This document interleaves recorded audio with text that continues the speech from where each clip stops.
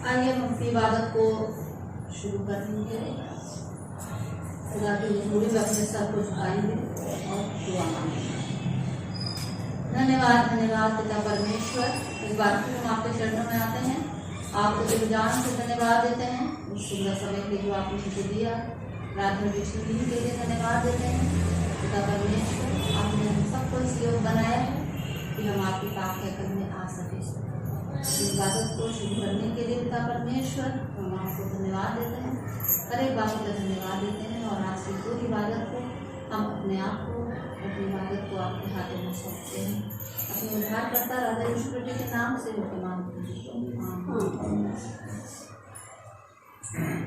इबादत के शुरू में हम एक गीत गाएंगे जो है मोटी गीत की किताब से, गीत नंबर 111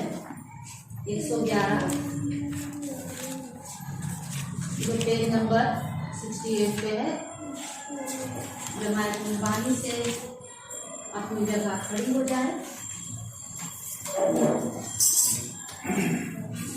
पास आओ विश्वासियों,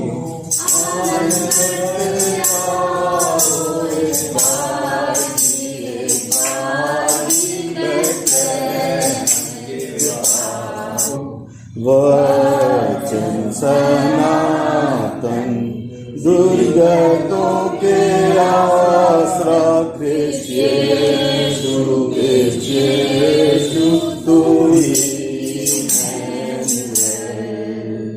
सैन्य के जल से मनुष्य बनुआ, हम भजन करते पूरे, हम भजन करते पूरे, हम भजन करते पूरे।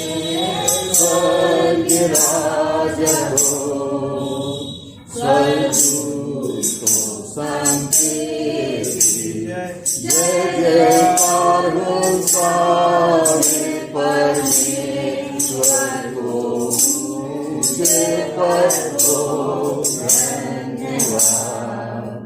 धरती पर कुशल मनुष्यों से नीला, हम भजन करते पूजे, हम भजन करते पूजे, हम भजन करते पूजे। स्वर्ग राजा हो, आज प्रार्थना हमारी सुने प्रिय यीशु, हे बालक हे प्रीतम हम पर हो गया। आदि में जन्म के आधे प्यारे यीशु, हम भजन करते पूजे, हम भजन करते पूजे, हम भजन करते पूजे। स्वर्ग राजा को। हम अपने रसूलों का किताब जो गीत की किताब में पहले को पाया जाता है, इसको खोलेंगे और संसार में बोलेंगे हमारी से पढ़ेंगे। मैं दाद रखता हूँ खुदा कादिर मुतलक बाप पर, जिसने आसमान और जमीन को पैदा किया और उसके इकलौते बेटे हमारे खुदा यीशु मसीह पर, जो अरुल कुदूस से मुजस्सम होकर कुंवारी मरियम से पैदा हुआ, पैंतीस पिलातुस की हुकूमत में बिठाया, सलीब पर खींचा गया, मर गया और दफन हुआ। तीसरे दिन मुर्दों में से जी उठा, आसमान पर चढ़ गया और खुदा बाप कादिर मुतलक के दाहिने हाथ बैठा है, जहाँ से वो जिंदों और मुर्दों के इंसाफ करने को आएगा। मैं इत्याद रखता हूँ रूल कुदूस पर, पाक कलीसिया पर, मुकद्दसों की रिफाकत, गुनाहों की माफ़ी, जिस्म के उठने और हमेशा की जिंदगी पर। आमीन।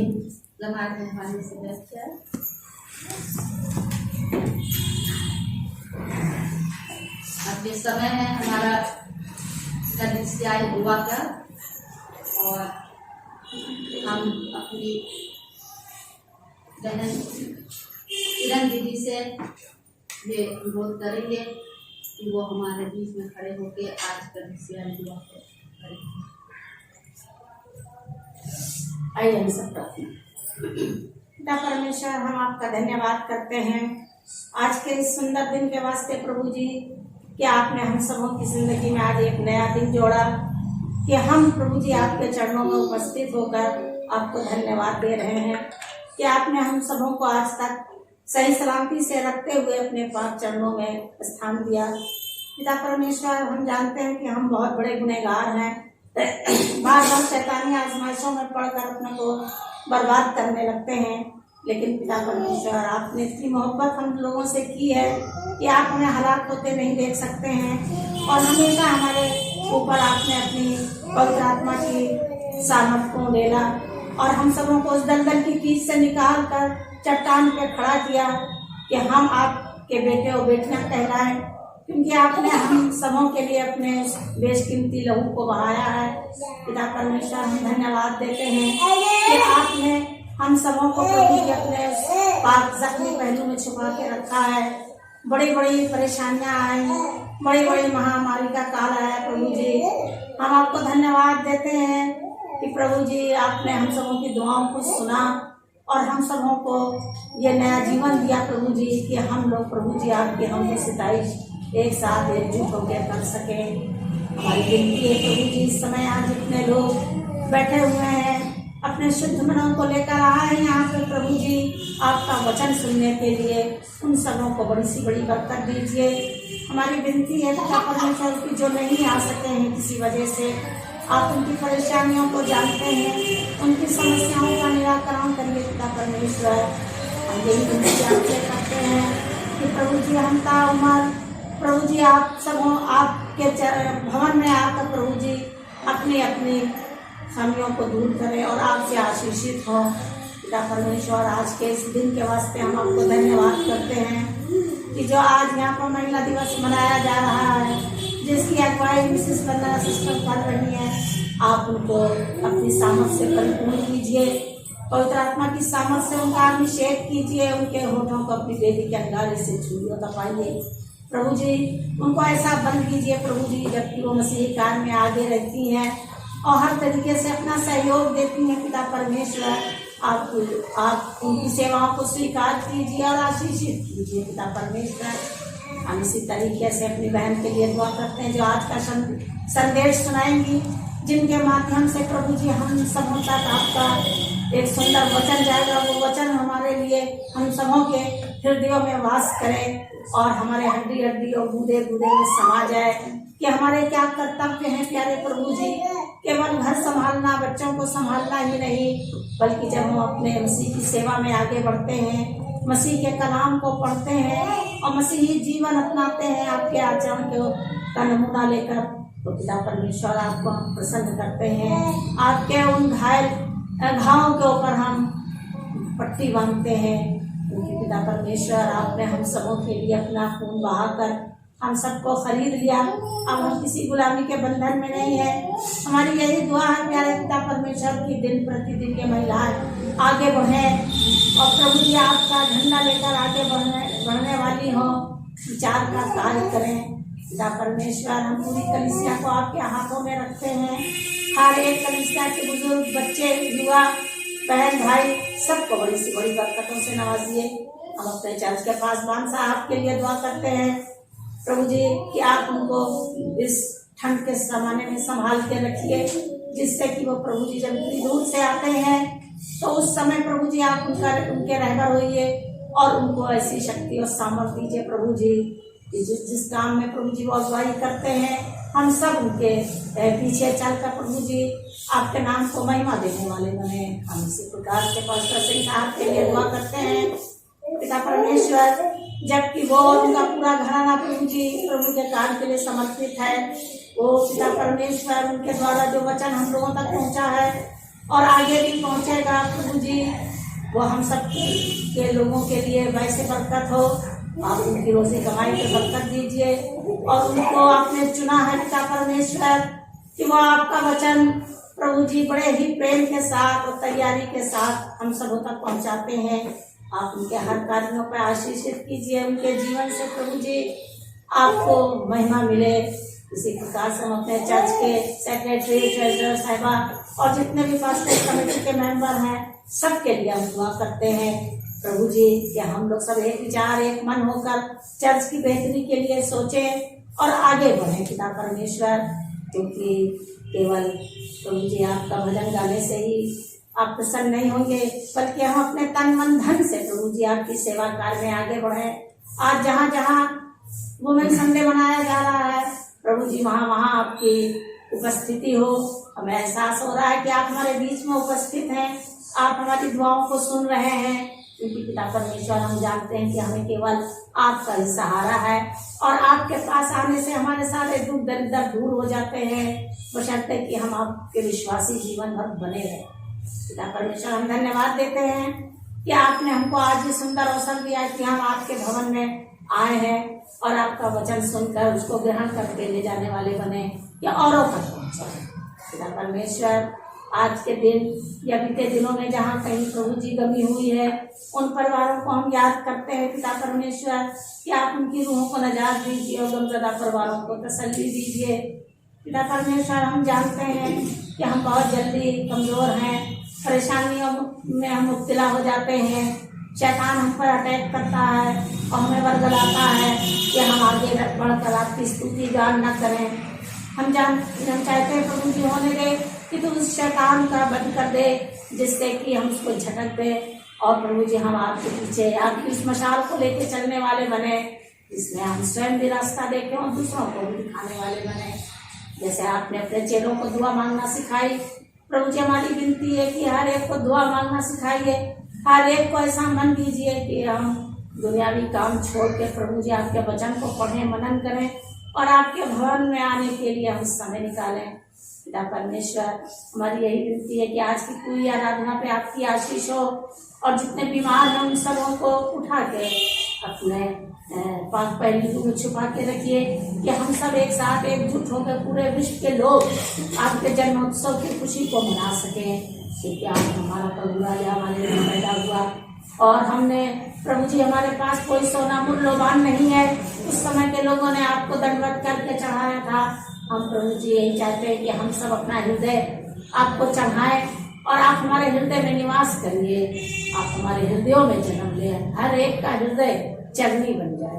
पिता परमेश्वर आपकी जय जयकार करते हैं, आपकी स्तुति करते हैं। एक बार फिर हम यहाँ बैठे सभी उपस्थित लोगों के लिए दुआ करते हैं कि हर एक को मालामाल करिए, हर एक के घरों पर आपकी आशीष हो और हर एक की हर जरूरियात को प्रभु जी अपने भंडार से पूर्ण कीजिए। और उन बहनों को एक बार फिर हम आपके छिदे हुए हाथों में सौंपते हैं जो आज की इस सभा का संचालन कर रही हैं और एक साथ एकजुट होकर प्रभु जी इस दिन को मनाने में तैयार हैं। उन सबों को भी कर दीजिए। इस छोटी सी विनती को सुनो कबूल कर यीशु नासरी के नाम से मांगती हूँ, आमीन। तुझा स्नान है, तेरा नाम पाक माना जाए, तेरी तेरी मर्जी जैसे आसमान की होती है हमारी रोज की रोटी आज बख्श दे। जिस तरह से हम माफ करते हैं तो भी हमारे कसूरों को माफ कर। हमें आजमाइश में न डाल बल्कि बुराई से बचा। बादशाह कुदरत और जलाल हमेशा तेरा ही है, आमीन।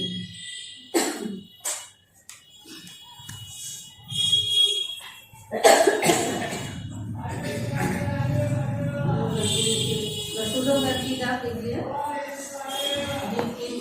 की किताब से निकाल लेंगे।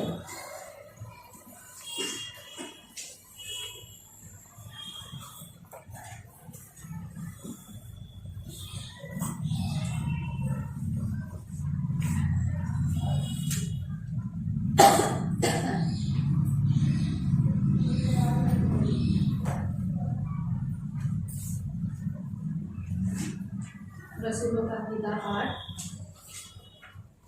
इंतकामी सबक जो है हम लोग इसको बारी बारी पढ़ने से निकाल लेंगे।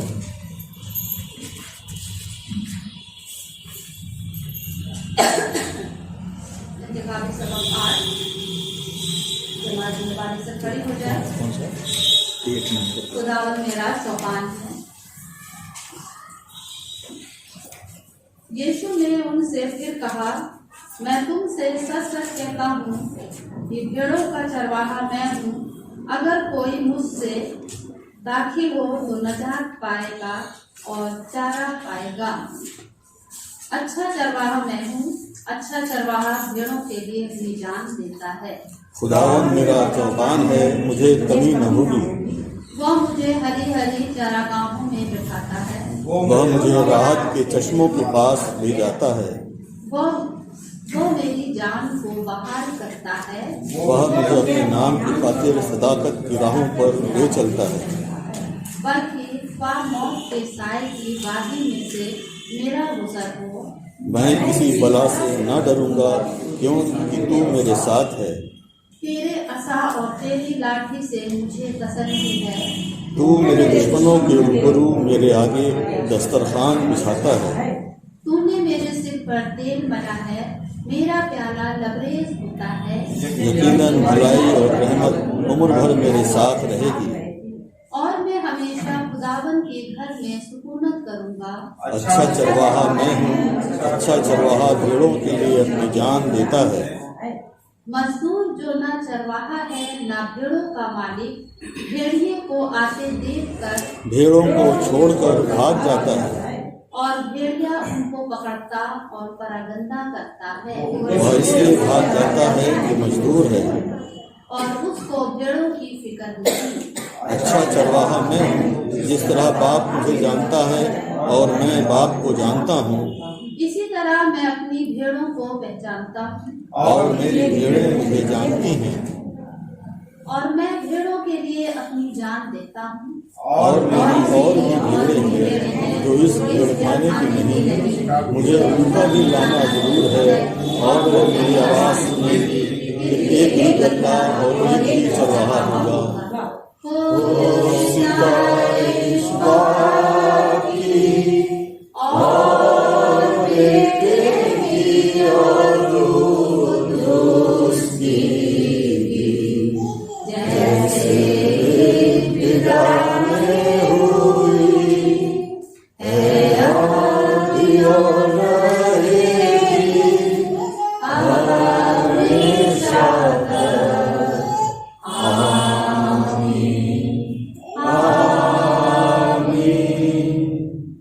जब आए मेहरबानी से बैठ जाए।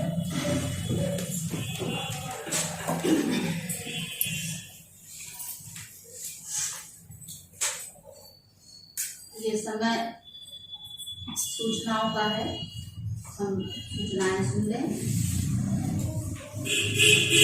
जैसा कि आप जानते हैं, कोविड-19 से बचाव के लिए सरकार ने कुछ नियम बनाए हैं और हमने से हर एक को उस नियम का पालन करना है, ताकि जो थर्ड वेव की आने की बात हो रही है उससे हम सब बचे रह सके। चर्च का समय सुबह 10 बजे है और समय को ध्यान में रखें। और 21 तारीख को जो लास्ट संडे को हमारी वर्शिप हुई थी, फैमिली संडे, उसका चंदा जो है 1050 हुआ है। पिछले संडे जो हमारा चंदा हुआ है वो 1050 हुआ है। क्रिसमस का टाइम आ चुका है और क्रिसमस के प्रोग्राम शुरू हो चुके हैं, जिसमें कि हमारा फैमिली संडे से शुरुआत हुई है और फैमिली संडे हमारा पहले लास्ट संडे को 21 को मनाया जा चुका है। और आज हमारा वुमेन संडे है जो आज मनाया जा रहा है। और क्रिसमस का प्रोग्राम पाजी साहब ने छपवा दिया है और मेरे ख्याल से बहुत से लोगों को मिल भी चुका है। जिनको नहीं मिला है वो चर्च के बाद पीछे की मेज पे रखा हुआ है और वो उस प्रोग्राम को ले लें ताकि वो क्रिसमस के हर एक प्रोग्राम में अच्छे से शामिल हो सके। चर्च की पुताई का काम हुआ है जो आप लोगों ने देखा है। चर्च में पुताई हुई है और इस चर्च की पुताई में जो है मिस्टर जॉन बेरो भैया का बहुत अच्छा सहयोग रहा है और परमेश्वर उनको बहुत आशीष दे। साथ में ही चर्च की पुताई के लिए हमारी लोकल टीचर किरण दीदी ने खुदाई के लिए 3000 रुपये दान दिए हैं। आपको भी खुदा बहुत आशीष दे। और भी कलीसिया में जो लोग खुदाई के लिए अपना दान देना चाहते हैं, वो पादी साहब के पास या ट्रेजरर साहब के पास अपना दान दे सकते हैं। और ये जो चर्च का प्रोग्राम है, ये मैं आपके सामने पढ़ना चाहती हूँ। एक सरसरी निगाह से मैं पढ़ दे रही हूँ कि आने वाले समय में क्या क्या प्रोग्राम होने हैं। 5 तारीख को आने वाले संडे को दिसंबर में 5 तारीख को हमारा हार्वेस्ट संडे मनाया जाएगा। और ये हार्वेस्ट संडे जो है, इसकी भी इबादत सुबह 10 बजे की होगी, 10 बजे ही मनाया जाएगा। अतः आप सबसे अनुरोध है कि आप अपने अपने साथ कुछ सामान अवश्य लाएं, जिससे कि हार्वेस्ट संडे धूमधाम से मनाया जाए। बहुत से लोग कह सकते हैं कि हमारे पास तो खेती या खेत नहीं है, हार्वेस्ट संडे हम कैसे मनाएं, कैसे उसमें पार्टिसिपेट करें। तो मैं कहना चाहती हूँ कि हार्वेस्ट संडे आज के दिनों में भी उतना ही प्रासंगिक है जितना पहले के समय में होता था। ईश्वर ने सभी को कुछ ना कुछ रोजगार दिया है। उस कमाई से कुछ भी सामान खरीद कर लाया जा सकता है। तो आप उससे कुछ भी खरीद के लाएं और उसको हम लोग यहाँ पे रख के, और उसके लिए फिर बाद में वो चर्च के लिए इस्तेमाल के काम में आएगा। बाकी तो आप जानते हैं कि हार्वेस्ट संडे को हम लोग कैसे सेलिब्रेट करते हैं। दूसरा है फिर 12 तारीख को संडे के दिन जो है वो ओल्ड एज होम संडे भी मनाया जाएगा चर्च में। आने वाले समय में जब संडे के दिन जो भी प्रोग्राम होंगे उससे जुड़ी सूचनाएं पाटिल साहब आप लोग को देते रहेंगे। 19 तारीख को शाम को 19 तारीख को क्रिसमस ट्री है, इसलिए उस दिन हमारे चर्च की वर्शिप जो है वो शाम को 5:30 बजे इस चर्च में होएगी। और 21 तारीख को भी शाम को हमारी चर्च सर्विस 5:30 बजे इस चर्च में होगी, क्योंकि उस दिन हमारी कैंडल नाइट सर्विस होगी, इसलिए वो शाम को ही होगी सर्विस, सुबेरे सर्विस हमारी नहीं होगी। 23 तारीख को जो है वो इसमें टाइम रखा गया है 10 बजे से सुबेरे रात के 8 बजे तक का टाइम रखा गया है। उस दिन चर्च डेकोरेशन होगा। और जो लोग भी जिनका नाम इसमें लिखा हुआ है वो मैं नाम पढ़ दे रही हूँ। Mrs Vandana Singh, Mr Rakesh, Mr Bhusko, Mr Sahil, Mrs Anjana Johnson. और इसके अलावा भी जो लोगों को शौक है या अपना समय दे सकते हैं वो मुझसे संपर्क कर लेंगे। और बहुत रात तक तो नहीं, आज इस दिन हम लोग अपने समय को निश्चित कर लेंगे, क्योंकि समय सभी लोग यहाँ पे आ सकते हैं जिनका नाम के लिए है, और हम लोग अपने चर्च को अच्छे से सजा सकेंगे। एक हमारी रिक्वेस्ट है आप लोगों से कि आप देख रहे हैं कि ये व्हाइट वॉश हुई है ना, और हमारी रिक्वेस्ट है कि इस चर्च में आने वाले समय में हर एक फेस्टिवल पे जो हम लोग बैलून से चर्च को सजाते हैं ये ना सजाया जाए। आप देख रहे हैं कि इतना महंगा पेंट करने के बाद भी निशान सारे बैलून पे रह गए हैं, है ना। और अच्छा खासा चर्च का एक खर्चा भी होता है। तो हम लोग अपनी क्रिसमस में झंडी खरीद के लाएंगे, बैलून लाएंगे, और झंडियों से और बहुत अच्छा अच्छा सामान हम क्रिसमस का मार्केट में मिलने लगा है, उसी से उसको डेकोरेट करेंगे और बैलूनों को हम लोग झंडियों में लटका देंगे, ताकि चर्च की दीवारें ना खराब हो सके और लंबे समय तक हमारे चर्च की सफाई रुकी रहे, क्योंकि एक अच्छा अमाउंट हमारे चर्च की बुराई में चर्च से खर्चा होता है। और फिर भी घंटों को उतार के संभाल रखा जा सकता है, ताकि आने वाले समय में जब से फेस्टिवल है तो हम लोग चर्च को सजा सकें। 25 तारीख को जो हमारा क्रिसमस है इसकी वर्शिप जो है सुबेरे 10 बजे होएगी इसी चर्च में। उसको हम लोग मनाएंगे धूमधाम से चर्च में आके। और 26 तारीख को संडे की जो क्रिसमस के ठीक दूसरे दिन 26 तारीख को संडे पड़ रहा है, उसके वर्शिप की हमारे इसी चर्च में 10:30 बजे होगी। और उसके बाद न्यू ईयर की सर्विस हमारी 25 तारीख को पहली तारीख को 2022 में 10 बजे की ट्रेनिंग होगी। बाकी आप सब सहयोग की जरूरत है और सभी अपने समय को निकाल के आए हैं, हम लोग अपने क्रिसमस के प्रोग्राम को अच्छी तरह से बना सकें। मैं चाहूंगी आपके आज वोमेन संडे है, इसलिए मैं चाहूंगी कि मैं स्पेशल सॉन्ग आपके बीच में देना चाहती हूँ। और अगर कोई और भी अपना सॉन्ग या स्पेशल देना चाहता है तो वो मुझे इस गाने के बाद बता सकता है।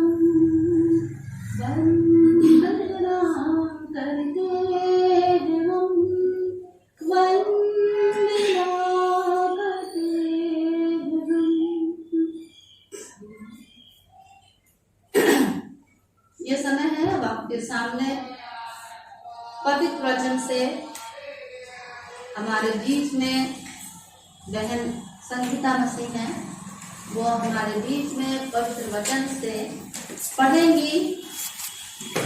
दूसरा यूहन्ना उसका पहला बाब उसकी पहली आयत से 13वीं आयत तक।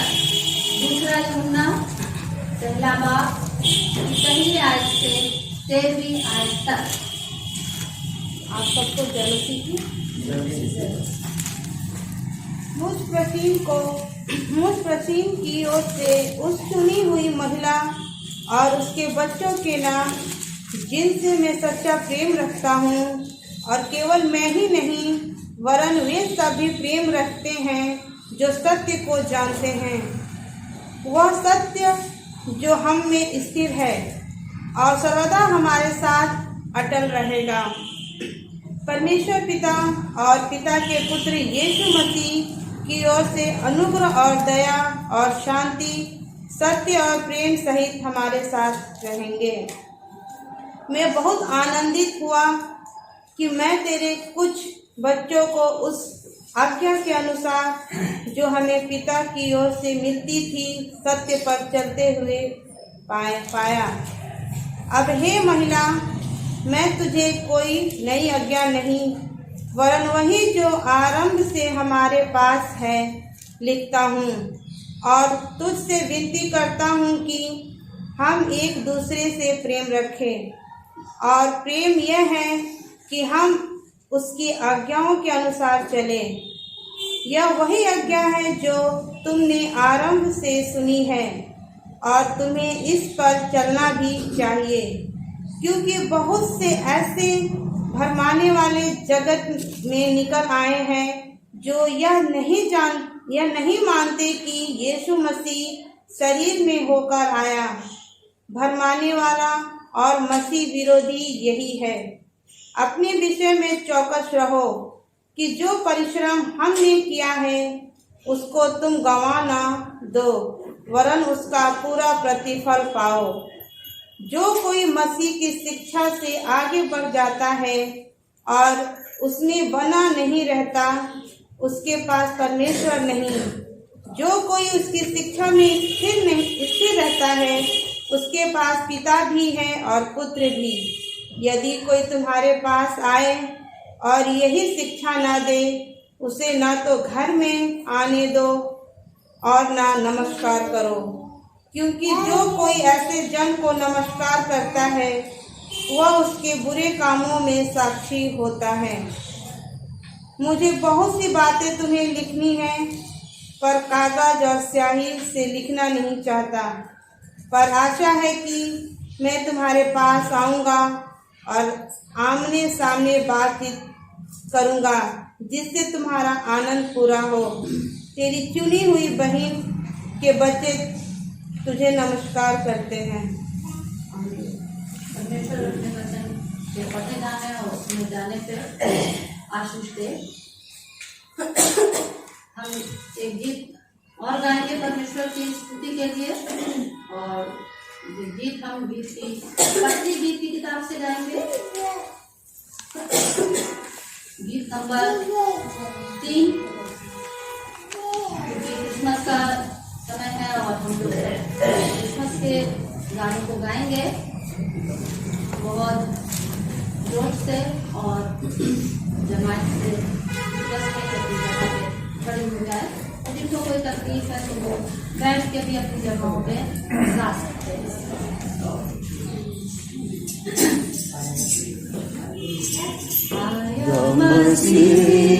दुनिया में तू पापियों को बचाने को लाए ईमान जो बेटे पर करेगा पार इस दुनिया को।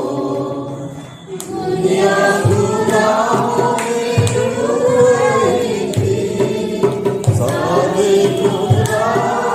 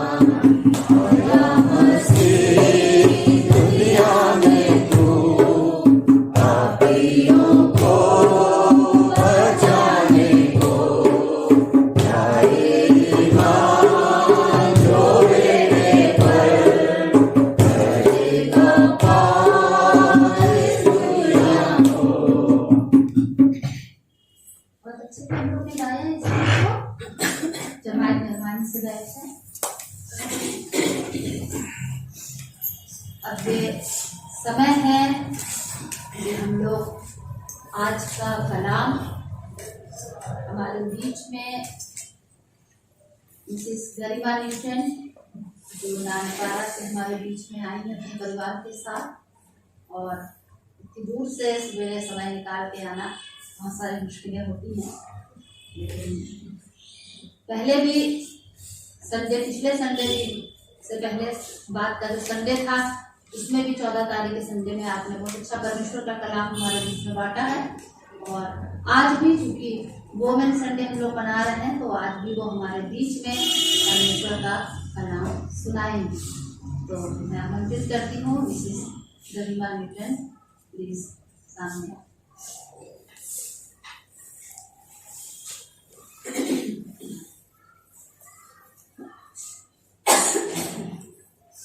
आप सबों को जय मसीह की जय मसीह। और सही में परमेश्वर की धन्यवादित हूँ मैं कि परमेश्वर मुझे सही सलामत आज यहाँ तक पहुँचा।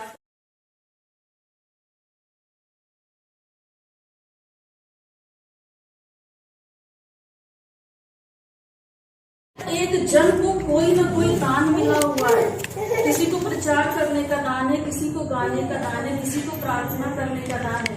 तो हम अपने दानों को छुपा के ना रख सकें, क्योंकि ये दान नहीं है जो हमको परमेश्वर के सामने खड़े होने के योग्य बनाते हैं। नहीं तो अगर हम अपने आप को जांचें अगर, तो हम कितने ज्यादा नालायक हैं परमेश्वर की दृष्टि में। हमारे कार्य क्या हैं परमेश्वर की दृष्टि में कि हम उसके सामने खड़े होने के लायक भी नहीं हैं। लेकिन अगर हम अपने अंदर के दानों को छुपा कर रखते हैं तो फिर तो वही हाल होगा कि हम कौन सा बीज बन रहे हैं। आप लोग सब जानते हैं बीज की कहानी, कौन सा बीज किस भूमि पर गिरा और उसका क्या परिणाम हुआ है। परमेश्वर ने हमको जो भी दान दिया है उस दान को हम जरूर इस्तेमाल करेंगे। आइए हमारे साथ वचन खोल लीजिए, नीति वचन 31 अध्याय, नीति वचन 31 अध्याय।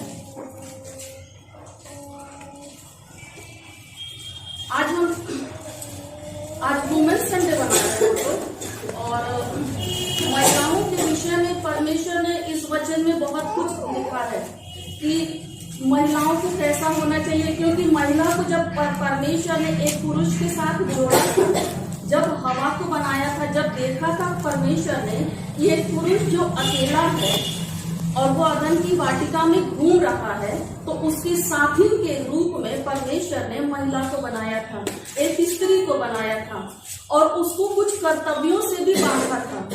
आज स्त्री के कुछ कर्तव्य भी होते हैं, लेकिन अगर यहाँ पर हम देखते हैं तो पहले हम इस वचन को पढ़ लें, इसके बाद हम आगे जाएंगे वचन में। जैसे यहाँ पर लिखा है नीति वचन 31 उससे 10 पद से लेकर 30 पद तक हम पढ़ेंगे। अगर कोई जन पढ़ना चाहे तो इसे पढ़ सकते हैं, पढ़ने में अगुवाई कर सकते हैं। 10 पद से 30 पद तक। धनी पत्नी कौन पा सकता है, क्योंकि उसका मूल्य मूंगों से भी बहुत अधिक है। उसके पति के मन में उसके प्रति विश्वास है और उसे लाभ की घटी नहीं होती। वो अपने जीवन के सारे दिनों में उससे बुरा नहीं वरन भला ही व्यवहार करती है। वो ऊन और सन ढूंढ कर अपने हाथों से प्रसन्नता के साथ काम करती है। वो व्यापार के जहाजों के समान अपनी भोजन वस्तुएं दूर से मंगवाती है। वो रात को ही उठ बैठती है और अपने घराने को भोजन खिलाती है और अपनी दासियों को अलग अलग काम देती है। वो किसी खेत के विषय में सोच विचार करती है और उसे मोल ले लेती है और अपने परिश्रम के फल से दाख की बारी लगाती है। वो अपनी कटी को बल के फेंटे से कसती है और अपनी बाहों को दृढ़ बनाती है। वो परख लेती है कि मेरा व्यापार लाभदायक है। रात को उसका दिया नहीं बुझता। वो अटेरन में हाथ लगाती है और चरखा पकड़ती है। वो दीन के लिए मुट्ठी खोलती है और दरिद्र को संभालने के लिए हाथ बढ़ाती है। वो अपने घराने के लिए हिम से नहीं डरती क्योंकि उसके घर के सब लोग लाल कपड़े पहनते हैं। वो तकिए बना लेती है, उसके वस्त्र सूक्ष्म सन और बैंगनी रंग के होते हैं। जब उसका पति सभा में देश के पुण्यों के संग बैठता है तब उसका सम्मान होता है। वो सन के वस्त्र बनाकर बेचती है और व्यापारी को कमरबंद देती है। वो बल और प्रताप का पहनावा पहने रहती है और आने वाले काल पर रहती है। वो बुद्धि की बात बोलती है और उसके वचन कृपा की शिक्षा के अनुसार होते हैं। वो अपने घराने के चाल चलन को ध्यान से देखती है और अपनी रोटी बिना परिश्रम नहीं खाती। उसके पुत्र उठ कर उसको धन्य कहते हैं। उसका पति भी उठकर उसकी ऐसी प्रशंसा करता है। बहुत सी स्त्रियों ने अच्छे अच्छे काम तो किए, परंतु तो उन सबों में श्रेष्ठ शोभा तो झूठी और सुंदरता व्यर्थ। परंतु जो स्त्री यहोवा का भय मानती है उसकी प्रशंसा की जाएगी। उसके हाथों के परिश्रम का फल उसे दो और उसके कार्यों से सभा में उसकी प्रशंसा होगी। परमेश्वर अपने वचन को पढ़े जाने और सुने जाने पर आशीष दे। परमेश्वर आपको बहुत आशीष दे इस वचन को पढ़ने में सहायता करने के लिए। ये वचन यहाँ पर एक पत्नी के लिए लिखा है। आइए इस वचन पे जाने से पहले परमेश्वर से आशीष मांगे। प्रेमी परमेश्वर तेरे सन्मुख आते हैं खुदावन, परमेश्वर पिता धन्यवाद देते हैं प्रभु जी कि तूने खुदावन मुझे चुना है आज के इस दिन के लिए प्रभु, कि परमेश्वर मैं तेरे वचन को बोल सकूं। ओ पवित्र आत्मा तुझसे प्रार्थना करती हूँ पिता कि होने दे प्रभु जी कि इस समय में खुदावन तू मेरे साथ हो प्रभु, और ये वचन खुदावन मैं नहीं परंतु खुदावन तेरा आत्मा बोल नहीं पाए प्रभु जी। मुझे बुद्धि और समझ दे खुदावन, और इस वचन पर परमेश्वर की आशीष दे खुदावन। सब कुछ तेरे हाथ में सौंप देती है, परमेश्वर के नाम से मांगते हैं। यहाँ पर हम लोग पहले पद को के बजाय अगर हम लोग इस पद को देखते हैं 23 पद को, जब उसका पति सभा के देश के पुरनियों के संग बैठता है तब उसका सम्मान होता है। यहाँ पर एक पत्नी के विषय में लिखा गया है। वो पत्नी कैसी है? भली पत्नी कौन पा सकता है? यहाँ पर हम सब बहुत सी स्त्रियां हैं और बहुत सी पत्नियां भी हैं यहाँ पर, लेकिन यहाँ ये नीति वचन जो बोल रहा है ये पत्नी के विषय में बोल रहा है कि भली पत्नी कौन पा सकता है। अगर हम सब पत्नी की तुलना, क्योंकि वचन ये कहता है कि हम सब जितने भी हैं वो मसीह की दुल्हने हैं। यहाँ पर जितने भी भाई बहन बैठे हैं, अगर वचन के थ्रू हम लोग देखते हैं तो हम लोग 10 कुमारियों का वर्णन देखते हैं यहाँ पर कि 10 कुमारियां किस तरीके से मशाल को जलाकर अपने दूल्हे का इंतजार कर रही थी। यहाँ पर ये पत्नी का जिक्र एक दुल्हन के रूप में किया गया है। जिस तरह से एक पत्नी अपने दूल्हे के लिए तैयार होती है, किस तरह की दुल्हन को मसीह अपने राज्य में कबूल करना चाहता है, यहाँ पर ये चीज बताया गया है।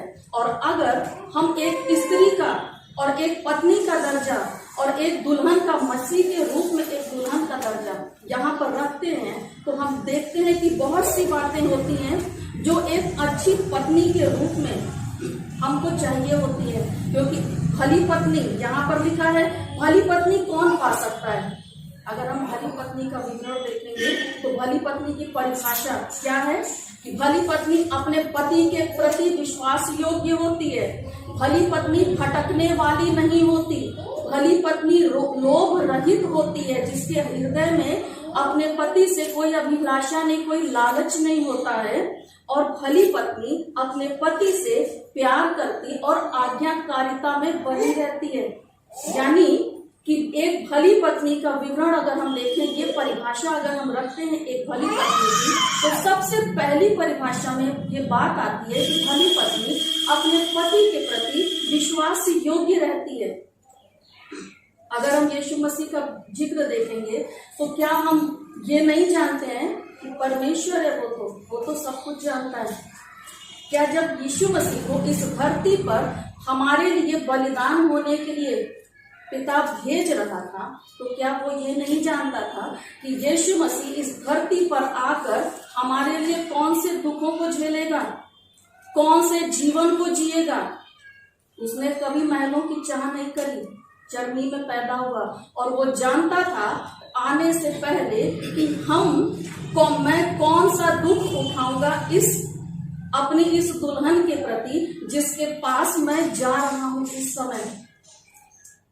क्योंकि अगर हम एक पति के बारे में देखें तो पति को सबसे प्यारी उसकी पत्नी होती है, क्योंकि वचन भी लिखा है कि जब एक पति और पत्नी आपस में जोड़े जाते हैं तो परमेश्वर उनको आशीषित करता है, और वो सदा काल के लिए माता पिता से अलग होकर एक साथ रहते हैं और जीवन भर उनका साथ रहता है। आज हमारा साथ हमारे दूल्हे के साथ है, यानी कि हमारे मसीह के साथ जो हमारा साथ जुड़ा है, वो मसीह इस चीज को जानता था कि मैं जिस दुनिया में जा रहा हूँ उस दुनिया में मुझे बेइंतहा दुख मिलेगा, इतना ज्यादा कष्ट मिलेगा, लेकिन उसकी मोहब्बत का आप क्या परिभाषा देंगे और हम क्या परिभाषा देंगे उसकी मोहब्बत का। उसने तो खुद ही अपने प्राण को देकर सारी परिभाषाओं को पूरा कर दिया है। उसके जैसी मोहब्बत तो शायद कोई नहीं कर सकता है। वो ये जानता था कि मेरी पत्नी इस समय दुख में है, इस समय वो ऐसे कैद में फंसी है जिस कैद से उसको निकालना बहुत जरूरी है। हम जो परमेश्वर की दुल्हने हैं, हम जो मसीह यीशु की दुल्हने हैं, हम उस समय में ऐसे कैद में थे कि जिस तरीके से कहते हैं कि उस समय में हमारे गुनाहों की कोई माफी नहीं थी। हम गुनाह पे गुनाह करते जा रहे थे, लेकिन हमारे गुनाहों को सुनने वाला कोई नहीं था। उसका पश्चाताप भी करते थे, फिर भी कुछ के माफ होते थे, कुछ के नहीं माफ होते थे। यीशु मसीह जानता था कि मैं जाऊंगा, मुझे क्रूसीफाई होना पड़ेगा, मुझे अपने ऊपर न जाने हमारे दोषों का कैसा कैसा इल्जाम उसके ऊपर लगेगा, लेकिन फिर भी वो इस जगत में आया और हमारे लिए कुर्बान हो गया। और आज हम जो उसकी दुल्हन है, जो उस यीशु की दुल्हन है, उसने तो अपने प्रेम का परिभाषा दे दिया है। यीशु ने, यानी कि हमारे दूल्हे ने हमारे लिए अपने प्रेम को व्यक्त कर दिया। हम उसको कुछ नहीं कह सकते हैं, क्योंकि उसने जो बलिदान दिया है हम उसको परिभाषित नहीं कर सकते हैं। लेकिन अब हमारी बारी है, एक पत्नी की बारी है, यानी कि अब हमारी बारी है। क्या है? एक भली पत्नी की परिभाषा हम कैसे उसके सामने व्यक्त करते हैं, क्योंकि यहाँ पर लिखा है कि भली पत्नी कौन पा सकता है, क्योंकि उसका मूल्य मूंगे से भी बहुत अधिक है। यीशु मसीह से पूछिए उसकी नजर में हमारा मूल्य क्या है। उससे पूछिए, उसने अपनी जान दी है हमारे लिए किसी के अंदर, और सिर्फ जान ही नहीं दी, जान देने से पहले जान देना तो बहुत आसान होता है। बहुत सारे लड़के लड़कियां हैं यहाँ पर जो कहते हैं कि मैं तुम्हारे लिए जान दे दूंगा, मर जाऊंगा, कुछ तो कर भी लेते हैं। अगर हम देखें इस दुनिया में तो बहुत से ऐसे भी हैं जो मर भी जाते हैं किसी के लिए। जान देना तो बहुत ही आसान चीज होती है, लेकिन जान देने से पहले जो यीशु मसीह ने पूरी रात जो अपमान को सहा था, उसे सहना बहुत ही ज्यादा कठिन है। और वो अपमान, वो जिल्लत इस समय में किसी के अंदर ऐसा नहीं है कि वो इस जिल्लत को बर्दाश्त भी कर सके। अरे हमें तो एक गाली कोई देता है तो हमें बहुत बुरा लगता है, एक के बदले हम 10 दे देते हैं, और अगर बर्दाश्त भी कर लेते हैं उस गाली को, तो उस शख्स के लिए, उस व्यक्ति के लिए हमारे दिल के अंदर एक कड़वाहट आ जाती है कि उसने मुझे गाली दिया, मैं उससे जीवन भर बात नहीं करूंगा, ये कड़वाहट आ जाती है। लेकिन यीशु मसीह ने पूरी रात न जाने क्या क्या सहा है, पूरी रात उसके ऊपर थूका गया है, वो कष्ट उसको दिया गया था हमारे कारण, यानी कि अपनी दुल्हन की वजह से उसने किस तरीके से उस मौत को सही है। उसे जो 39 कोड़े मारे गए थे, अगर उसका विवरण आप देखेंगे तो उसमें कीलें लगी थी, हर कोड़े के साथ उसके मांस ऊपर जाते थे, उसके शरीर से जो लहू बहा था, उस लहू को कोई कितना दर्द उसको हुआ होगा उस मौत के पहले, लेकिन उसका प्यार देख लीजिए, उसने उस तक नहीं करी, क्योंकि हमसे वो बहुत प्यार करता था। वो नहीं चाहता था कि मेरी ये दुल्हन, मेरी ये कलीसिया कभी भी शैतान के हाथों में जाए। उस नर्क से छुड़ाने के लिए अगर मुझे ये अपमान भी सहना पड़ेगा, ये तकलीफ भी सहनी पड़ेगी, तो मैं सह लूंगा। उसके प्यार का हम कोई भी मिसाल नहीं दे सकते हैं, क्योंकि मौत बहुत आसान चीज होती है, लेकिन मौत के पहले का जो कष्ट उसने सहा है वो आसान नहीं था। उस कष्ट को अगर कोई भी किसी को भी कह दे कि क्या उस कष्ट को कोई इंसान सह ले, वो सह नहीं सकता था। आज उस यीशु से पूछिए कि हमारी कीमत उसके लिए क्या है। आज वो अगर हम पाप में पड़ते हैं तो वो रोता है हमारे लिए, और जिस दिन हमारे आंसू बहते हैं, जिस दिन हम पश्चाताप करते हैं कि यीशु हमें क्षमा कर, हम अपनी गलतियों के लिए शर्मिंदा हैं, हम माफी मांगते हैं, उस दिन यीशु हमारे और पिता के बीच में एक वकील बन के खड़ा हो जाता है।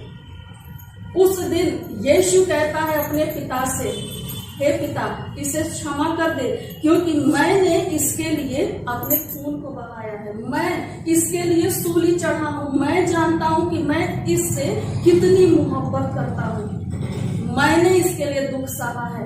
और जब ये चाहता है कि ये अपने पाप को छोड़कर मेरे समीप आना, तो मैं कहता हूँ पिता, तू इसे क्षमा कर। और वचन कहता है, पिता हमसे क्या कहता है कि तुम प्रभु यीशु के नाम से जो कुछ भी मांगोगे मैं तुम्हें दूंगा। और जब प्रभु यीशु हमारे और परमेश्वर के बीच में आके खड़ा होता है, उस समय परमेश्वर हमारी प्रार्थनाओं को सुनता है और हमारे अपराधों को क्षमा करता है, क्योंकि यीशु ही है जो हमारे मूल्य को जानता है। यीशु ही है जिसके लिए हमारा मूल्य मूंगे से भी अधिक मूल्यवान है, मूंगे से भी अधिक। शायद दुनिया में ऐसा कोई हीरा जेवरात नहीं बना होगा जिसकी तुलना हम यीशु के प्रेम से कर सकते हैं। और अगर हम यीशु से प्यार करते हैं, अगर हम अपने दूल्हे से मोहब्बत करते हैं, अगर हम ये कहते हैं कि यीशु जिस तरीके से तूने हमारे लिए अपने प्राण को दिया है, हम कैसे पीछे हट सकते हैं तेरे प्रेम से। और अगर हम सच में परमेश्वर से प्यार करते हैं, अपने यीशु से प्यार करते हैं, तो क्या हम उसके प्रति विश्वास योग्य हैं? क्या हम अपने आप को जांच सकते हैं कि हम उसके प्रति विश्वास योग्य हैं? हम तो बार बार विश्वास में गिर जाते हैं।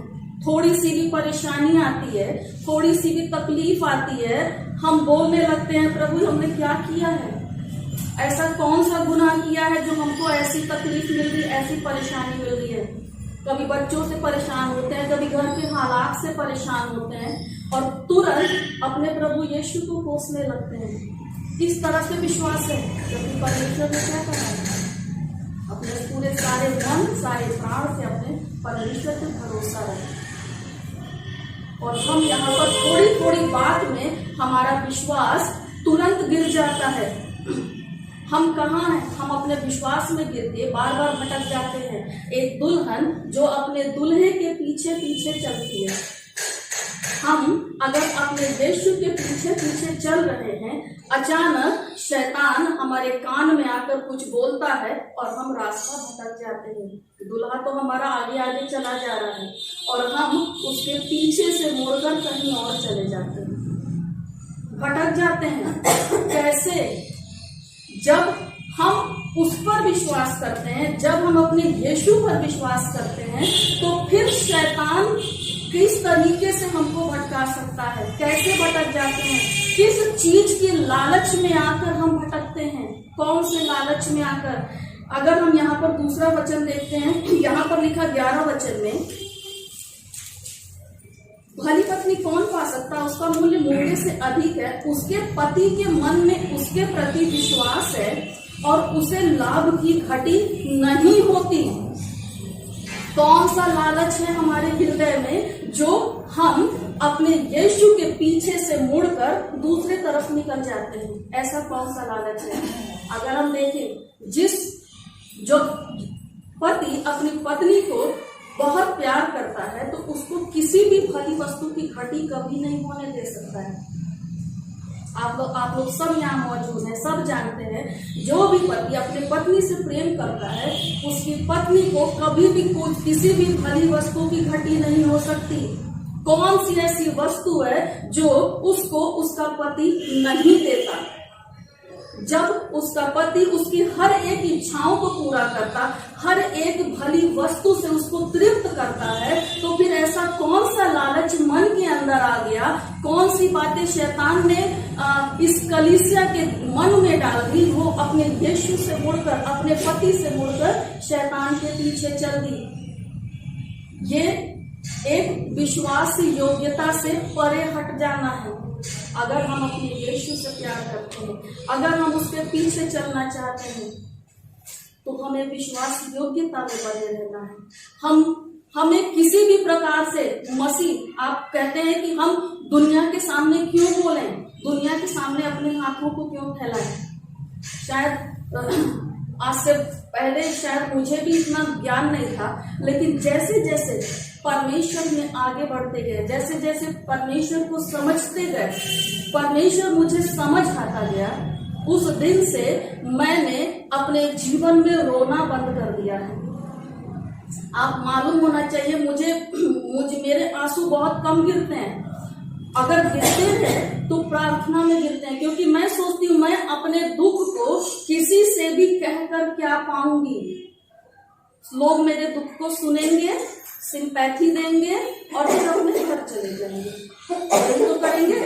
लेकिन अगर अपने इसी दुख को मैं अपने पति से, यानी मैं अपने दुल्हे से कहूंगी, मैं मसीह यीशु से कहूंगी, तो वो न सिर्फ मेरे दुख को सुनेगा बल्कि उसे दूर भी करेगा। तो अपने आंसुओं को व्यर्थ बहाने से मुझे क्या फायदा है? अपने आंसुओं को परमेश्वर के सामने बहाइए। देखिए, परमेश्वर के सामने बढ़ा हुआ हाथ, ये हाथ जो आप दूसरों के सामने बढ़ाते हैं, अगर इस हाथ को परमेश्वर के सामने बढ़ाइए, देखिए ये कभी भी खाली नहीं लौटेगा। ये मेरे जीवन की गवाही है। यहाँ मेरा परिवार भी बैठा है, वो सब जानते हैं कि मुझे जब जब घटी हुई है तब मैंने परमेश्वर से प्रार्थना करी है, और परमेश्वर ने उसके दूसरे ही दिन कहाँ से व्यवस्था करी मैं नहीं जानती हूँ। ये मेरे जीवन की सच्ची गवाही है।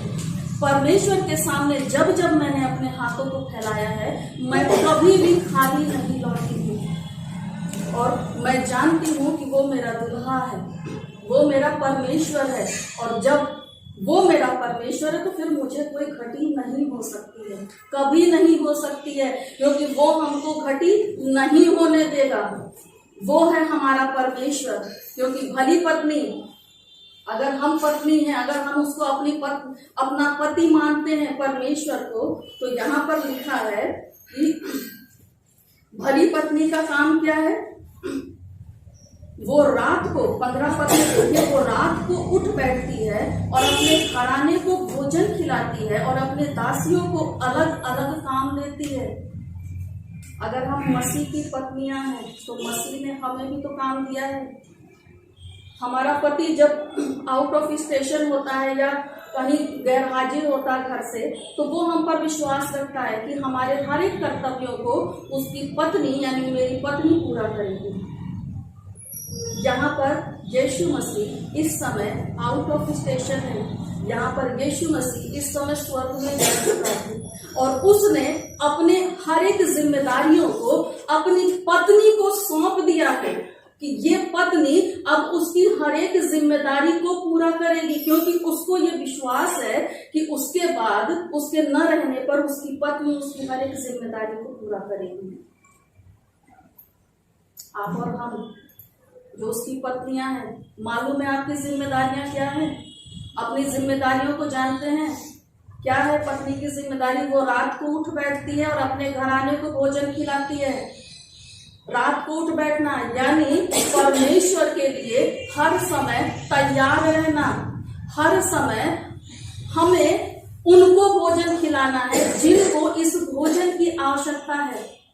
अगर मैं यहाँ कहूँ तो यहाँ पे खड़े रहकर, यहाँ पर सब मछली भाई बहन है, यहाँ खड़े रहकर हमें प्रचार करने में कोई दिक्कत नहीं है, लेकिन यही प्रचार अगर मुझे अन्य जातियों के बीच में खड़े रहकर करना पड़े तो हमारे हाथ पांव फूलने लग जाते हैं। हम सोचते हैं कि कहीं हम पे लाठी डंडे न चलने लगे, हमारे ऊपर गालियां न पड़ने लगे, हम जेल में न डाले जाएं। क्या एक पत्नी जब उसका पति नहीं रहता है तो क्या वो ऐसा सोचती है कि मेरा पति अगर यहाँ नहीं है, अगर मैं अपने बच्चों को कुछ बोलती हूँ, अगर मैं अपने दास दासियों को कुछ कहती हूँ तो कहीं वो उल्टा हम पर अटैक ना कर दे? क्या वो पत्नी सोचती है? कभी नहीं सोचती, क्योंकि वो जानती है कि उसकी जिम्मेदारी है, उसके पति ने ये जिम्मेदारी उसको सौंपी है और वो अपनी जिम्मेदारी को पूरा करेगी चाहे उसकी जान भी चली जाए, क्योंकि वो एक वफादार पत्नी है। तो उसकी ये जिम्मेदारी है कि उसके पति के गैर हाजिरी में चाहे दास दासी उसको कुछ भी कहें, लेकिन उनसे काम करवाना है उसको। उसके बच्चे अगर भटक रहे हैं तो उसको उनको सही रास्ते पर लाना है। आज हमारी जिम्मेदारी परमेश्वर ने हमें सौंपा है, यीशु मसीह ने हमको सौंप के यहाँ से चला गया आसमान पर कि जाओ और जाकर प्रचार करो, अन्य जातियों के बीच में जाकर प्रचार करो, उन तक इस कलाम को पहुंचाओ जिन तक ये कलाम नहीं पहुंचा है, जो आज भी अंधेरे में जी रहे हैं, जो आज भी प्रभु यीशु को नहीं जानते हैं, जो आज भी उसको नहीं जानते हैं कि उसने कौन सा दुख सहा है और क्यों सहा है। दुख तो आकर उसने उठा लिया, बहुत लोग जानते हैं, बहुत बार प्रचार भी होता है कि यीशु मसीह क्रूस उठाने से पहले बहुत दुख उठाया है हमारे लिए, लेकिन क्यों उठाया है इसका भी कारण हमें बताना है, क्योंकि दुख उठाना अलग बात है, लेकिन क्यों उठाना है ये कारण सबसे ज्यादा बड़ा है। अगर वो नहीं उठाता तो शायद आज हम भी पाप में पड़े होते, हमें छुटकारा नहीं मिलता। हमारे आंसू हम बहाते रहते, लेकिन उन आंसुओं का कोई मोल नहीं होता, वो व्यर्थ जाते। और आज यीशु के बलिदान के बाद आज हम अपने पापों से जब पश्चाताप करते हैं, हम उससे छुटकारा पाते हैं और परमेश्वर के राज्य में जाने के योग्य बनते हैं। आज ये जिम्मेदारी ये परमेश्वर ने हमको दी है और कहा है कि जा उनको भोजन खिला। रात को उठ बैठती है और भोजन खिलाती है। ये हमारी जिम्मेदारी है कि उनके बीच में जाएं। ये सिर्फ एक पास्टर की जिम्मेदारी नहीं है कि पास्टर है, प्रभु के सेवक हैं, ट्रेनिंग लिए हैं और वो एथोराइज्ड हो गए हैं तो वो केवल वचन का प्रचार करें। यहाँ पर परमेश्वर ने जब हम सबको अपनी दुल्हन कहा है तो उस दुल्हन का कर्तव्य है कि हर एक जन चाहे जिस भी क्षेत्र में हो, जिस भी कार्य में हो, उसका कार्य है कि अपने आसपास अगर उसको दिख रहा है तो वो बिना डरे अपने पति का कार्य पूरा करे। और यहाँ पर क्या लिखा है 20 पद में, वो दीन के लिए मुट्ठी खोलती और दरिद्र को संभालने को हाथ बढ़ाती है। यह है कलीसिया का जिस दिल के अंदर, जिस शरीर के अंदर प्रभु यीशु वास करता है, वो अपने आप हम्बल हो जाता है, वो अपने आप दया से भरा हुआ इंसान हो जाता है। और यहाँ पर लिखा है कि वो दीन के लिए मुट्ठी खोलती है और दरिद्र को संभालने के लिए हाथ बढ़ाती है। बहुत से लोग हमारे आसपास यहाँ मिलेंगे, क्योंकि यीशु मसीह ने कहा था कंगाल तो तुम्हारे साथ जीवन भर रहेंगे पर मैं तुम्हारे साथ जीवन भर नहीं रहूंगा। इस वचन को अगर आप पढ़ें तो आपको बहुत सी ऐसी बातें मिलेंगी कि कंगाल तुम्हारे साथ जीवन भर रहेंगे। और आज ये कंगाल हमारे आसपास बहुत से लोग हैं।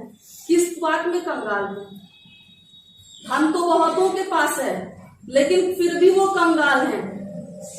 उनके ऊपर हमको दया करनी है। कौन सा कंगाल? अब आप समझ रहे होंगे, जिसके जीवन में मसीह नहीं है वो कंगाल है। बहुत रुपया हमने कमा लिया है, बहुत से बड़े बड़े घर और बड़े बड़े महल हमने बना लिए हैं, लेकिन हमारा जीवन खाली है, एकदम खाली है, क्योंकि हमारे जीवन में मसीह नहीं है। और जिसके जीवन में मसीह नहीं, उसके जीवन में उसकी आशीष नहीं। आप पैसा बहुत कमाएंगे, इधर से आएगा इधर से निकल जाएगा। लेकिन जिसके जीवन में मसीह है, असली धनी वही है, क्योंकि उसको कभी किसी बली वस्तु की घटी नहीं हो सकती है। और उन कंगालों के ऊपर हमको दया करनी है। जिन तक हम देख रहे हैं बहुत से लोग, बहुत सी चीजों को हम देखते हैं, कभी कोई किसी बात से परेशान होकर अपनी आत्महत्या कर लेता है, कभी किसानों को देखते हैं हम कर्ज नहीं चुका पाते वो आत्महत्या कर लेते हैं। जब हम सोचते हैं इस बारे में, सुनते हैं तो मेरा मन अजीब सा हो जाता है। मुझे ऐसा महसूस होता है कि क्या मैं ऐसे लोगों के बीच में जा सकती हूँ कभी, कि मैं उनको बता सकूं कि तुम जिस कर्ज में डूबे हो, जिस कारण तुम आत्महत्या कर रहे हो, तुम अपने शरीर को खत्म कर रहे हो, तुम एक बार अपने आप को परमेश्वर के मेज के नजदीक लाकर देखो, तुम एक बार परमेश्वर से मांग कर देखो, एक बार प्रभु को चख कर देखो। देखो तुम्हारे जीवन में जो उथल पुथल मची है वो कैसे शांत होगी। देखो परमेश्वर तुमको किस तरीके से इस कर्ज से बाहर निकालेगा। बहुत ही तकलीफ होती है मुझे उनके बारे में सुन के कि वो कैसे कंगाल है, कि इस तरह से उनके ऊपर परेशानी आ गई और उनको परमेश्वर के विषय में बताने वाला कोई नहीं है, उनके सामने कोई रास्ता नहीं मिल रहा है, तो उन्होंने अपनी जान दे दी परेशानी में पड़ गई। एक गाना हमको याद आ रहा है यहाँ पर, ये बहुत ही प्यारा गाना है। ये मत कहो खुदा से मेरी मुश्किलें बड़ी हैं, ये मुश्किलों से कह दो मेरा खुदा बड़ा है। जहाँ पर अपने खुदा से बड़ी मैंने अपनी मुश्किलों को बना लिया, सोच लिया कि मेरी मुश्किलें इतनी ज्यादा बड़ी हैं कि इसका कोई सल्यूशन नहीं है। मैं हार गई उस मुश्किलों के आगे और मैंने अपने आप को खत्म कर लिया। भूल गए कि मुश्किलों से भी बड़ा वो परमेश्वर है। अगर वो हाथ बढ़ाता है ना तो पूरी दुनिया उलट सकती है। सिर्फ उसके एक शब्द से बड़ी बड़ी ज्योतियां बन गई, बड़े बड़े आकाश मंडल में तारे बन गए, सिर्फ एक शब्द से। कुछ नहीं किया उसने, सिर्फ कहा ये हो जा और हो गया। उसने कहा सूरज बन जा, चांद बन गया, सिर्फ शब्द से। जिस परमेश्वर के शब्द में सिर्फ इतनी ताकत है, सोचिए वो कितना सामर्थी परमेश्वर हो सकता है। अगर आप अपने आप को उसके सामर्थ्य में लाकर देखेंगे तो आप ये पाएंगे कि परमेश्वर से बड़ी कोई ताकत इस दुनिया में नहीं है। और अगर हम परमेश्वर के विश्वासी हैं तो हमें किस रीति से परमेश्वर में बने रहना है, आइए हम निकाल लें 2 तीमुथियुस 4 उसका 6 से 8 पद तक। 2 तीमुथियुस 4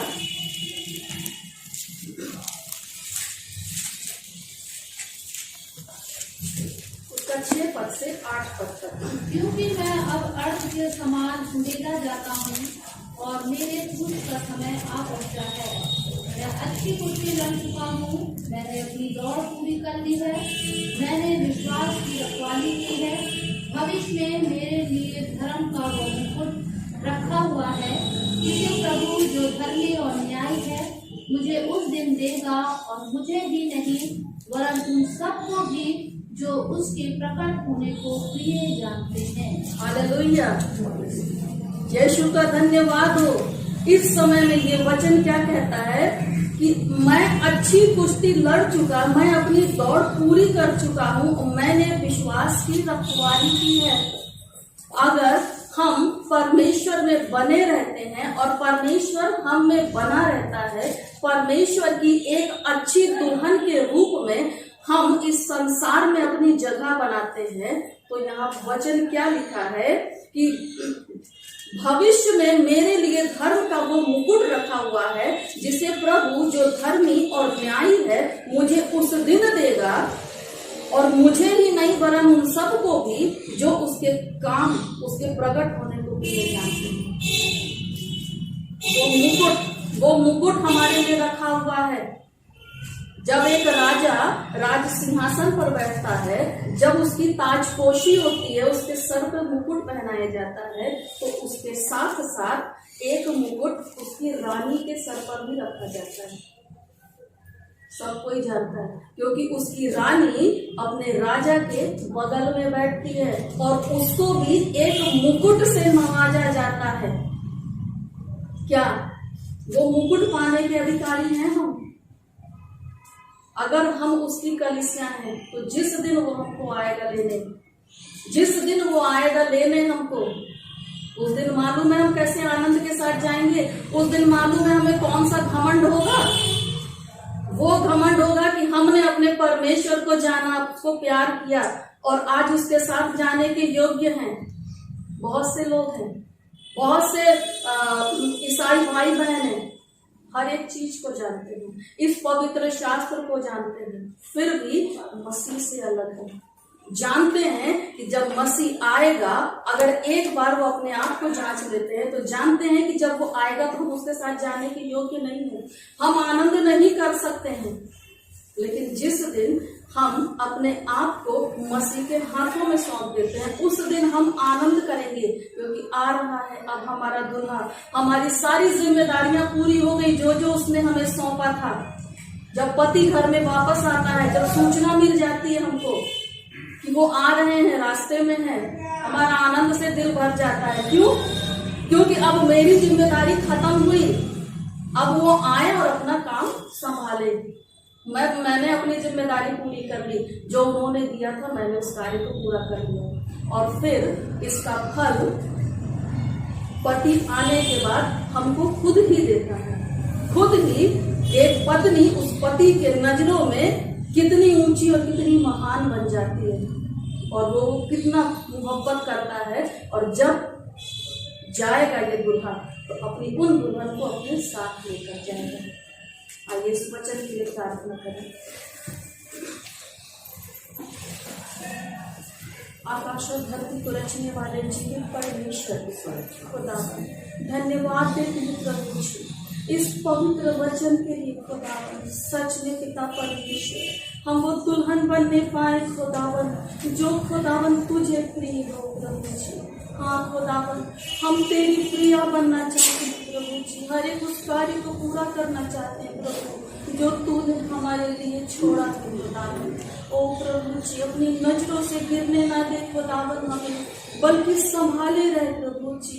अपनी हर एक कमियों को, हर एक घटियों को प्रभु तेरे हाथ में सौंप दे। हम जानते हैं प्रभु जी, हमारे अंदर बहुत सी कमियां हैं। हाँ खुदावन बाप, हम प्रभु जी तुझसे मांगते हैं खुदावन, हर एक घटी को, हर एक कमी को पूरा कर।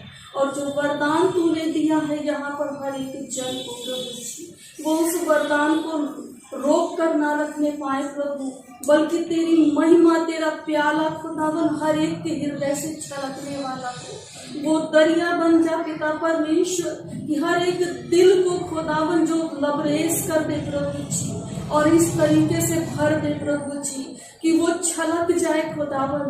हाँ पिता परमेश्वर, तेरी महिमा से प्रभु जी ये जगह भर जाए खुदावन। यहाँ पर आए सभी लोगों को खुदावन तू छू ले प्रभु परमेश्वर, और तेरा आत्मा खुदावन हर एक जन के साथ है पिता। सब कुछ तेरे हाथों में सौंप देते हैं, और ये दुआ यीशु मसीह के पवित्र के नाम से मांगते हैं।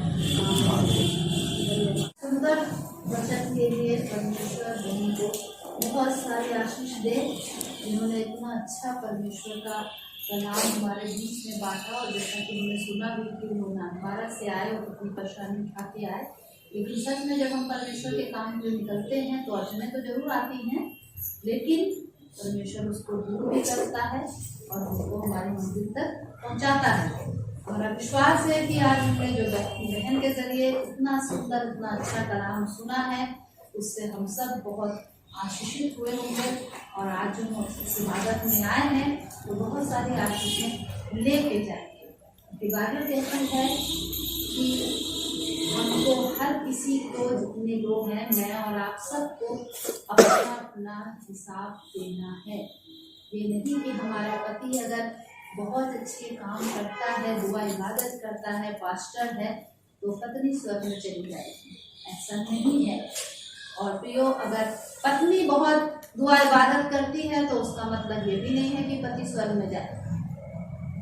हाँ, ये जरूर है कि हमारा एक परिवार है, पति पत्नी, अगर पति रास्ते से थोड़ा सा अलग हो रहा है तो पत्नी का कर्तव्य है उसको रास्ते पे लाना, और अगर पत्नी गलत हो रही है तो उसको पति का काम है रास्ते पे लाना और बच्चों को भी साथ में लेके चलना। जैसा कि आजकल हम देखते हैं कि कलीसिया में, चर्चेस में बेंचें खाली रहती हैं, हमारे बच्चे घरों में आराम से बैठे रहते हैं, और हम माता पिता उनको ऐसा नहीं उनको करते हैं कि वो चर्च में आए।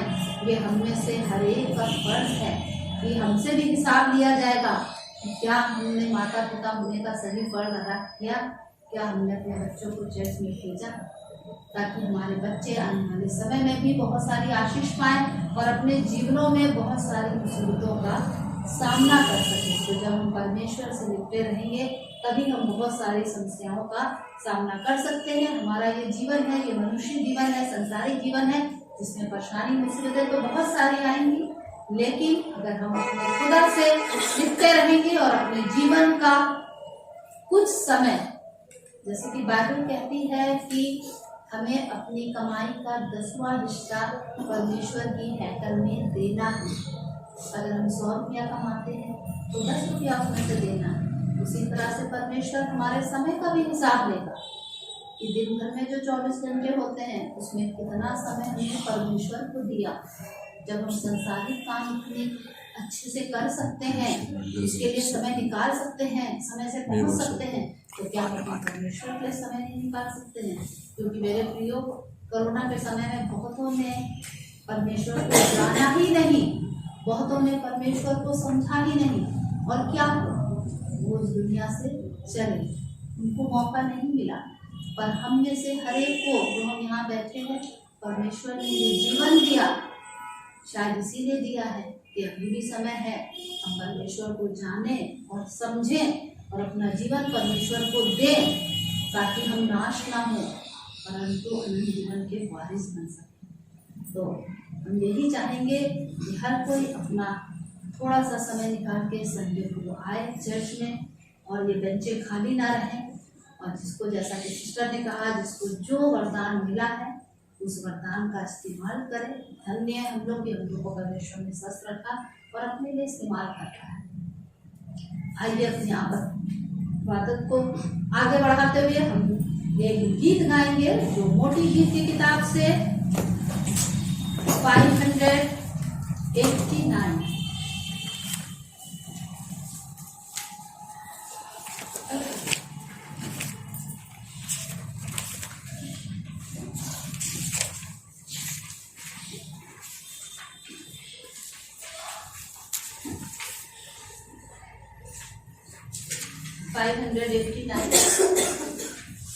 और इस समय जो है कलीसिया मेहरबानी से अपनी जगह पे खड़ी हो जाए, और इस गाने की अंतिम आयत में टेक्स्ट का गान लिया जाएगा। और हमारे बीच में बहन अंजना है, जिनसे हमारी ये रिक्वेस्ट है कि इस गाने के अंतिम उसमें, यानी कि जब 7वां स्टैंजा हम लोग गाएंगे तो उसमें वो परमेश्वर के लिए गान करेंगे। तो आइए हम सब इस गाने को बहुत अच्छे से गाएंगे परमेश्वर की स्तुति के लिए। जब हम स्तुति करते हैं तो स्वर्ग में प्रभु भी बहुत खुश होते हैं, और स्तुति करना परमेश्वर की आराधना का सबसे बड़ा हिस्सा होता है। तेरे दर पर यीशु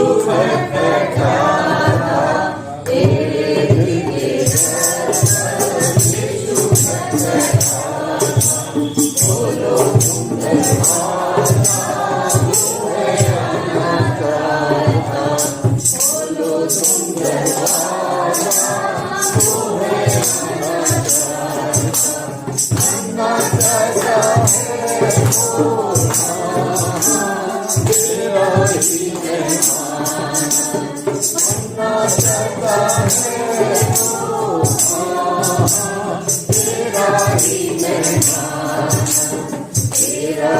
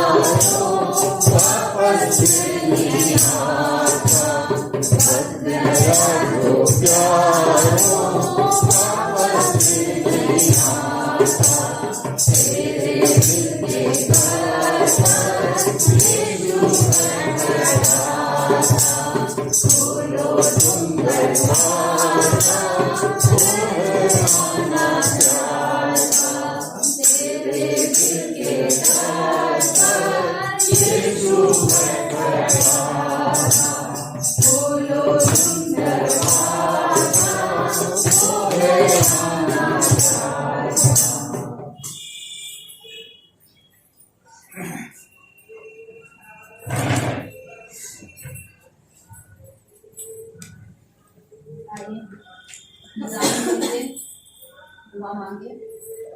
धन्यवाद धन्यवाद पिता परमेश्वर, फिर से हम आपको धन्यवाद देते हैं।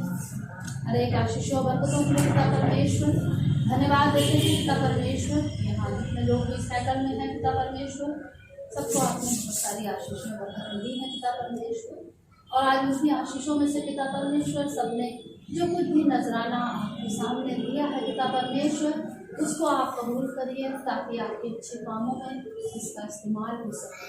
हर एक को बहुत सारी आशीष दीजिए, आपके प्यारे नीचे नाम से मांगते हैं।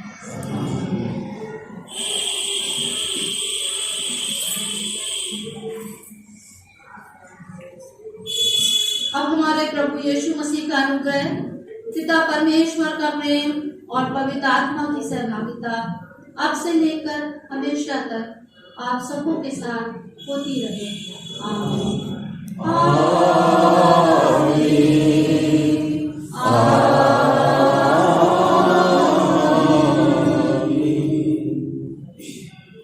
आप सबों को जय मसीह की जय।